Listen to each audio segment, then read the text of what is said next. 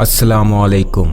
इक्का Islamic TV के नाजरीन, आप सब से गुजारिश है कि हमारी वीडियोस को ज़्यादा से ज़्यादा लाइक करें, शेयर करें और कमेंट सेक्शन में अपनी राय का इजहार ज़रूर करें और हमारे चैनल को सब्सक्राइब करके बेल आइकॉन प्रेस करें ताकि आपको मिल सके हमारी वीडियोस सबसे पहले। मूसा बिन नसीर के बेटे अब्दुल अजीज़ ने जब से वो अजीब ख्वाब देखा था, इस वक्त से इन्हें इन तमाम चीज़ों के देखने का ज़बरदस्त शौक़ पैदा हो गया था। और जब कॉनेट जूलियन ने इन्हें ये बताया कि ये सब चीज़ें उंदलस में मौजूद हैं, तो इनकी ये ख्वाहिश और भी बढ़ गई थी और वो ये ख्याल करने लगे थे कि वो अपने बाप से उंदलस जाने की इजाज़त हासिल कर लेंगे। लेकिन इनकी हसरतों और उमंगों का इस वक्त खून हो गया जब मूसा ने इजाज़त ना दी और तारक को उंदलस की मुहिम पर रवाना किया। मगर इनके दिल को इत्मीनान था कि ख्वाब में जो कुछ उन्होंने देखा है वो बेदारी में भी ज़रूर देखेंगे, लेकिन कब और किस तरह वो ये न समझ सके थे। वो रात दिन इन्हीं ख्यालात में गलतान रहते थे। एक दिन तारक का कासद नवीद नुसरत लेकर आया। इनका दिल एक अजीब असर से धड़कने लगा। ये कहना मुश्किल था कि फ़तह की खुशखबरी सुनकर या किसी नामालूम रश की वजह से। उन्होंने फ़ौरन ही सुना कि मूसा अनकरीब दूसरा लश्कर पहले लश्कर की इमदाद के लिए भेजना चाहते हैं। इनके दिल में उम्मीद की शवा फिर चमकी और फ़रेब दिल ने नई नई उमंगें और तमन्नाएं पैदा करना शुरू कर दी। उन्होंने दोबारा अपने बाप मूसा से उंदलस चलने की आरजू जाहिर की, मगर इनकी तमाम उम्मीदें टूट गई जब मूसा ने इनसे कहा कि वो खुद माँ इसके दोनों भाइयों अब्दुल्ला और मरवान के उंदलस जा रहे हैं और कैरवान की हुकूमत खुद उनके यानी अब्दुल अजीज़ के हाथ में रहेगी। अब्दुल अजीज़ के इनसे छोटे दो भाई थे। इनमें से एक का नाम अब्दुल्ला था और दूसरे का मरवान था। अब्दुल अजीज़ को फिर अफसोस हुआ और इनकी तमन्नाएं कोहे हसरत से टकरा कर रेजा रेजा होकर रह गईं। कोई गैबी ताकत अब भी इनसे कह रही थी कि वो ज़रूर उंदलस जाएंगे और इन तमाम चीज़ों को देखेंगे जो उन्हें ख्वाब में नज़र आई थी। मगर ये कब और कैसे होगा, इसका हल इनसे ना होता था। आखिर इनके सामने इनके वालिद मूसा 10,000 सवार और 8,000 पैदल सिपाही लेकर और इनके दोनों भाइयों अब्दुल्ला और मरवान नीज़ मशहूर सरदार मसलन अली बिन रबी, हयात बिन तमीमी और ईसा बिन अब्दुल्ला अल तवील के हमरा उंदलस रवाना हुए। अब्दुल अजीज़ एक मरतबा फिर हसरत और अफसोस के भंवर में गोते खाते रह गए। मूसा माँ लश्कर के जब उंदलस के साहिल पर उतरे तो इनके इस्तकबाल के लिए कॉनेट जूलियन और अशबिबलिया का राहब आए और उन्होंने नहायत शान से इनका खैर मकदम किया।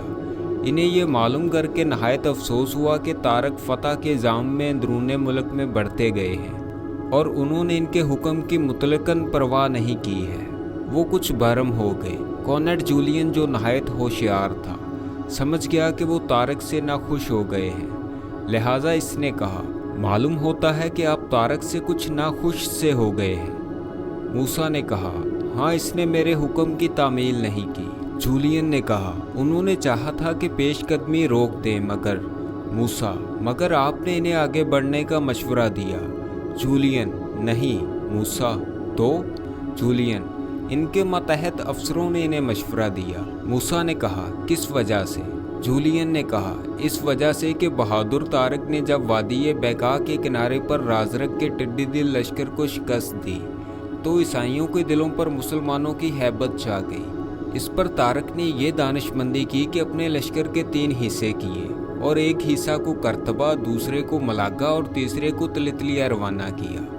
इन तीनों लश्करों को पहम फतूहात नसीब हुई और इस अंदाज से ईसाई और भी मरूब हो गए। मूसा ने कहा, तब तो उन्होंने अक्लमंदी और बहादुरी का काम किया। जूलियन, यही बात है। फतह और कामरानी शेर दिल तारक के कदमों से लगी फिरती है। मूसा ने कहा, मैं इसकी फतूहात से बहुत खुश हुआ हूँ। मगर? जूलियन, मगर क्या हुजूर? मूसा ने कहा, इन्हें मेरे हुक्म का एहतराम करना चाहिए था। जूलियन ने कहा, ये सच है, लेकिन अगर वो इस कदर कामयाबी के बाद रुक जाते तो ईसाइयों के दिलों पर मुसलमानों का जो रौब तारी हो गया था वो जाता रहता और वो संभल कर अपनी तंजीम करके फिर मुसलमानों से नबरदज़मा हो जाते।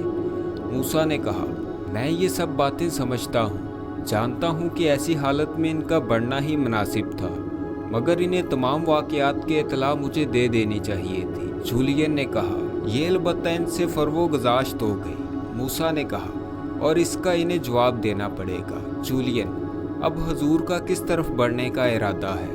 मूसा ने कहा, मैं इस मुल्क से बिल्कुल ना वाकिफ़ हूँ, तुम ही बताओ मैं किस तरफ बढ़ूँ। जूलियन, जनूब से शुमाल तक का इलाका बहादुर तारक ने फतह कर लिया है, लिहाजा आप मगरिब की तरफ बढ़ें। अशबिबलिया और बोसिटानिया का ज़रखेज़ और वसी इलाका इस तरफ है।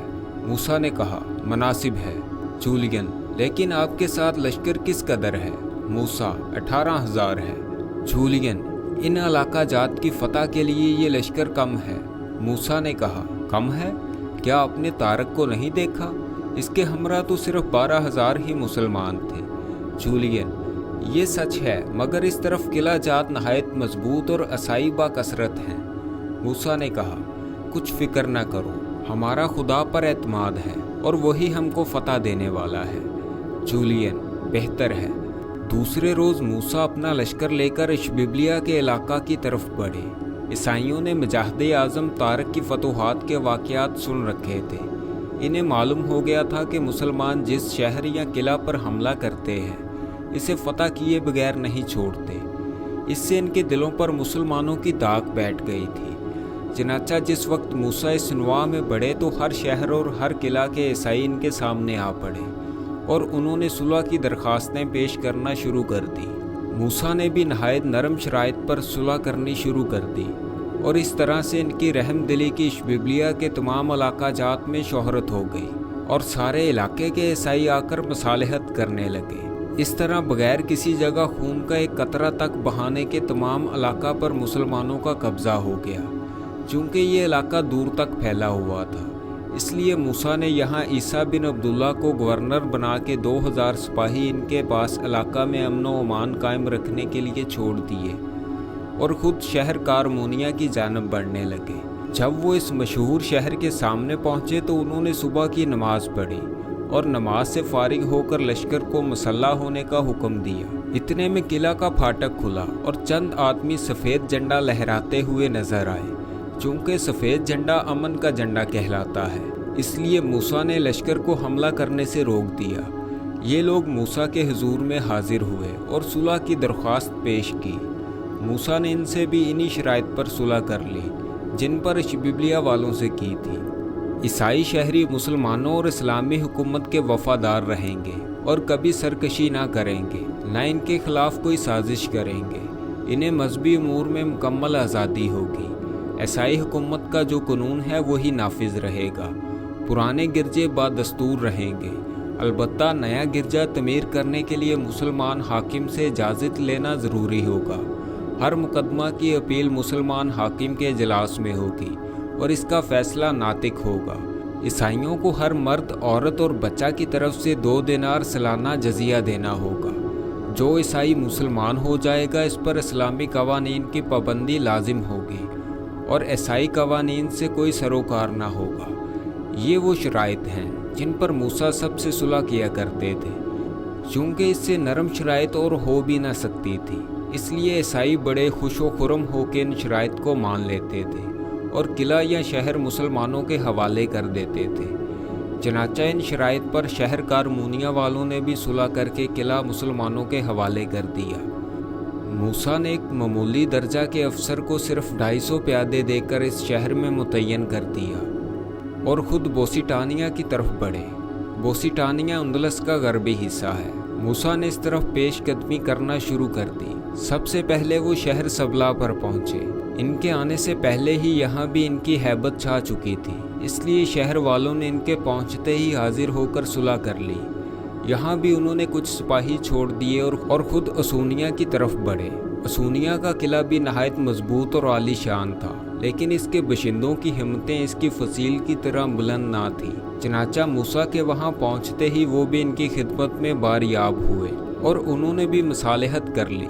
वहाँ से मूसा मरतबलस की तरफ रवाना हो गए। चूँकि इन्हें बगैर लड़ने भिड़ने के और किसी किस्म की दिक्कत और मशक्क़त बर्दाश्त करने के फतूहात नसीब होती चली जा रही थी, इस वजह से इनका हौसला और फतूहात का मज़ीद इश्तियाक बढ़ता चला गया था। जब वो मरतबलस के सामने पहुँचे तो वहाँ के ईसाइयों ने इनका बड़ा पुरतपाक खैर मकदम किया और सुलह करके किला इनके हवाले कर दिया।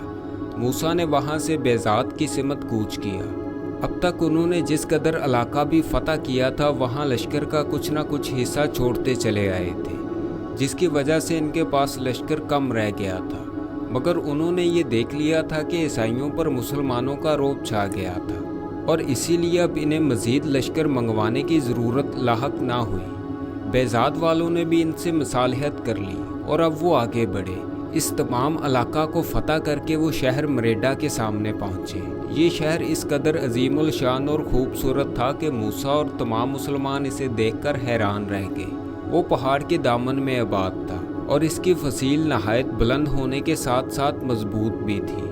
ऐसा मालूम होता था कि इस शहर के बासियों ने बारी बारी और मोटे मोटे पत्थर काट कर फसील में लगा दिए हैं। मरेडा वालों ने किले का फाटक बंद कर लिया था और लश्कर फसील पर चढ़ा दिया था। मूसा समझ गए कि अहले किला लड़ने के इरादे से फसील पर चढ़े हैं। अब उन्होंने लश्कर का जायजा लिया तो लश्कर सिर्फ 10,000 था। कॉर्नेट जूलियन से इन्हें मालूम हो गया कि इस किला के अंदर कम से कम 50,000 ईसाई लश्कर मौजूद है। ये देखकर मूसा ने कासद अपने बेटे अब्दुल अजीज़ के पास रवाना किया और इन्हें लिख दिया कि वो अमदादी लश्कर लेकर जल्द से जल्द आ जाए। इधर उन्होंने एक कासद मरेडा वालों के पास भेजा ताकि वो इन्हें सुलह कर लेने की तरगीब दे। कासद किला के सामने गया और इसने सुलह कर लेने की हिदायत की, लेकिन शहर वाले आमादा ना हुए और एक मौजिज़ शख्स ने बुलंद आवाज़ से कहा, अपने मगरूर सरदार से कह दो इस शहर को फतह करने का ख्याल छोड़कर किसी और तरफ चला जाए, वरना इसकी और इसके तमाम लश्कर की लाशें इस फसील के नीचे पड़ी सड़ा करेंगी। कासद ने कहा, तुम फजूल लड़ रहे हो। तमाम मुल्क फतह हो चुका है, हत्ता के दारुल सल्तनत भी, और तुम्हारे सारे सरदार भी हमारे मती हो गए हैं। फिर किस भरोसा पर तुम हमसे लड़ने का इरादा रखते हो? इस शख्स ने जवाब दिया, अपने किला की मजबूती और लश्कर की कसरत के भरोसा पर। इसके अलावा शाह राजरक की मलका नाइला यहाँ मौजूद है और जब तक वो यहाँ रहेंगी इस वक्त तक हम इनके तहफ़्फ़ुज़ के लिए लड़ेंगे।